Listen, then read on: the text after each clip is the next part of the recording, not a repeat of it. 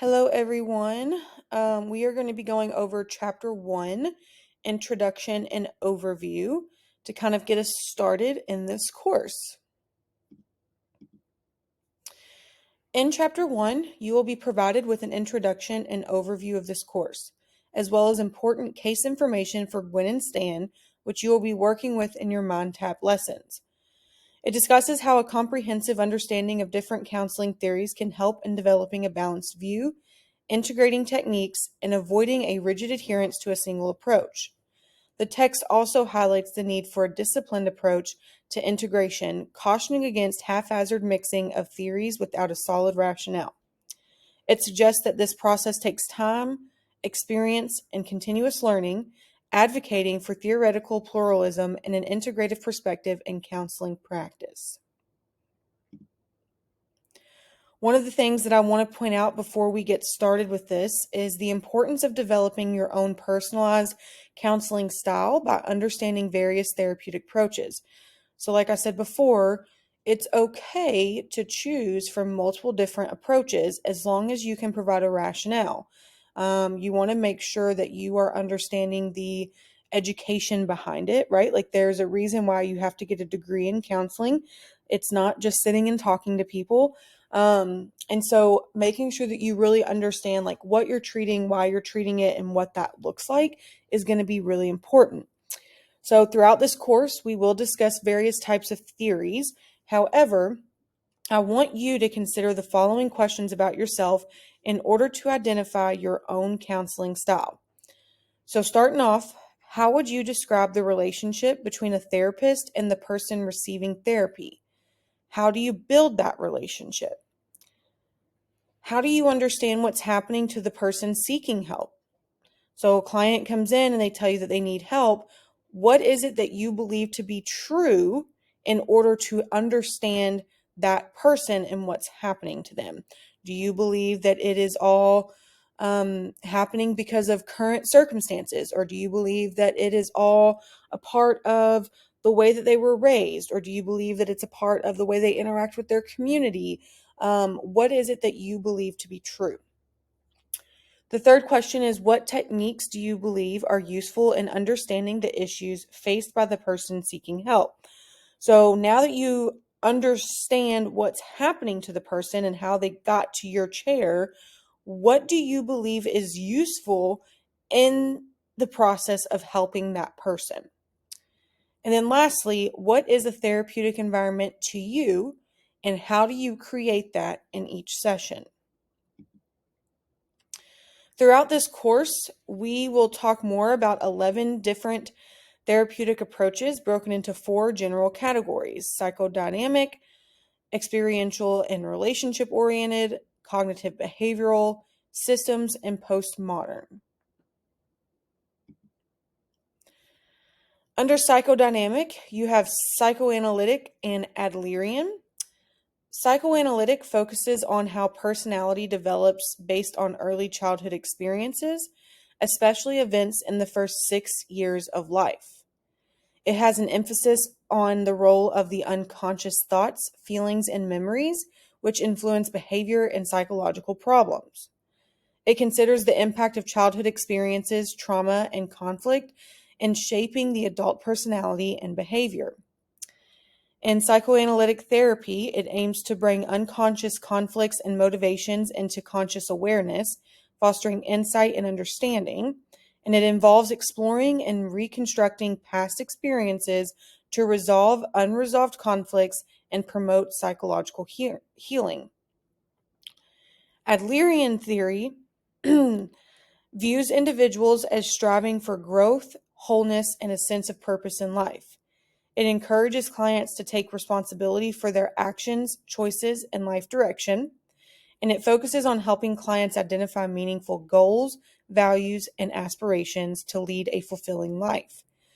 It highlights the importance of social connections, community involvement, and empathy towards others, and it considers the individual's physical, psychological, social, and spiritual dimensions in therapy.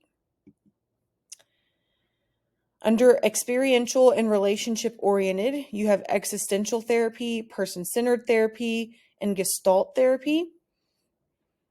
Existential therapy focuses on exploring the fundamental questions of human existence, such as the meaning of life, freedom, and responsibility. It emphasizes the importance of individual choice, freedom, and autonomy in shaping one's life and experiences. It encourages clients to take ownership of their lives, make authentic choices, and create their own meaning and purpose. And it also draws from existential philosophy, phenomenology, and humanistic psychology to explore subjective experiences and personal growth. Some key figures in this would be Viktor Frankl, Rollo May, and Irvin Yalom, who contributed to existential therapy's development. Person-centered therapy places the client at the center of therapy, focusing on the client's subjective experience, feelings, and perspectives. It believes in the client's capacity for self-awareness, self-understanding, and self-direction in resolving issues. Clients are seen as experts in their own lives, with the therapist facilitating their self-exploration and personal growth. Therapists offer non-judgmental acceptance, empathy, and genuine understanding to create a supportive therapeutic environment. And it emphasizes the importance of empathy, congruence, and unconditional positive regard in fostering therapeutic change. Gestalt therapy focuses on increasing awareness of thoughts, feelings, sensations, and behaviors in the present moment. So it's very focused on the here and now. It encourages clients to integrate fragmented aspects of their personality and experiences to achieve wholeness and authenticity. It emphasizes the quality of the client-therapist relationship as a catalyst for personal growth and self-discovery. It utilizes experiential techniques such as role-playing, empty chair technique, and focusing on body sensations to facilitate insight and change. And it considers the interconnectedness of mind, body, and emotions in understanding and addressing psychological issues. Up next is cognitive behavioral approaches. Under this one, you have behavior therapy, cognitive behavior therapy, and choice theory/reality therapy. Behavior therapy applies principles of learning, such as classical and operant conditioning, to understand and modify behavior. It targets specific maladaptive behaviors, habits, or responses that contribute to psychological problems. It's associated with B.F. Skinner, Albert Bandura, and Marsha Linehan. It utilizes techniques like reinforcement, extinction, shaping, and systematic desensitization to change behavior. And it's grounded in empirical research and focuses on observable, measurable behavior changes. Cognitive behavioral therapy emphasizes the influence of thoughts, beliefs, and perceptions on emotions and behavior. It challenges and modifies inaccurate, irrational, or negative beliefs and cognitive distortions. It was founded by Albert Ellis and Aaron T. Beck, further developed by Judith Beck and Christine Podesky. It encourages engagement in positive, rewarding activities to improve mood and behavior. And it teaches clients problem-solving skills and coping strategies to manage stress, anxiety, and depression. Choice theory/reality therapy focuses on the idea that individuals make choices to meet their needs and desires, leading to responsible behavior. It emphasizes taking responsibility for one's choices, actions, and behaviors and shaping one's life. It advocates for personal empowerment, self-evaluation, and self-improvement through conscious choices. It offers a brief solution-focused therapy aimed at helping clients make effective choices to meet their needs, and it aims to help clients gain insight, make better choices, and develop more satisfying and fulfilling lives based on their values and goals. Lastly, we have systems and postmodern approaches, which includes feminist therapy, postmodern approaches, and family systems therapy. Feminist therapy focuses on recognizing and addressing societal and psychological oppression of women. It explores issues related to gender roles, power dynamics, and identity development. It aims to improve emotional health, self-esteem, and empowerment among women. It considers the broader social, cultural, and political context influencing women's lives and mental health. It employs a collaborative and egalitarian therapeutic relationship between the therapist and the client. Postmodern approaches question traditional assumptions about truth, reality, and mental health. It views clients as the experts in their own lives and experiences, emphasizing their strengths and perspectives. It focuses on finding solutions and creating change in the present and future rather than dwelling on past problems. It helps clients reframe their life stories and narratives, empowering them to create new meanings and perspectives. And it's associated with Michael White and David Epstein, which is like solution focused, brief therapy, and narrative therapy.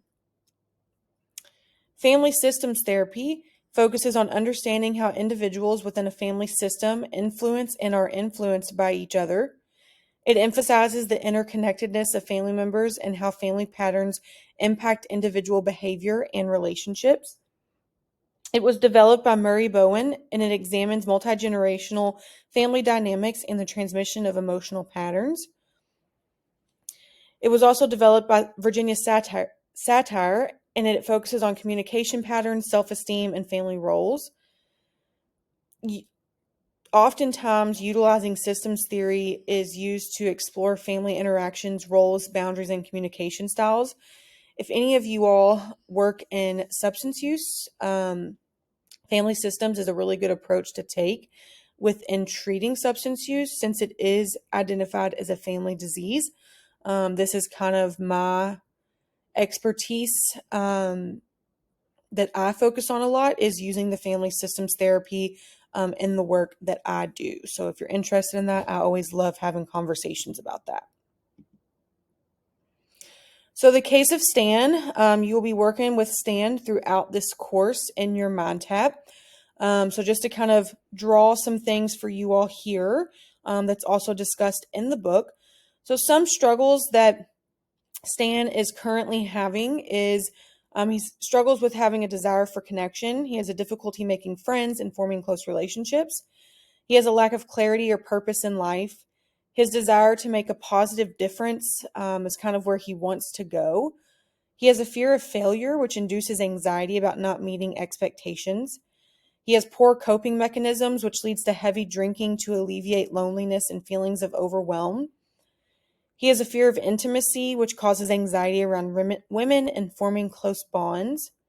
He gets a lot of anxiety at night, which includes intense feelings of fear and existential dread.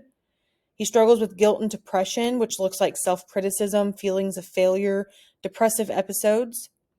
And he's determined for change. He has strong motivation for personal improvement. He has a lack of parental love, indicated by past experiences of feeling unloved and unwanted. And he struggles with destructive tendencies and trust issues, which causes an issue with trust and self-esteem.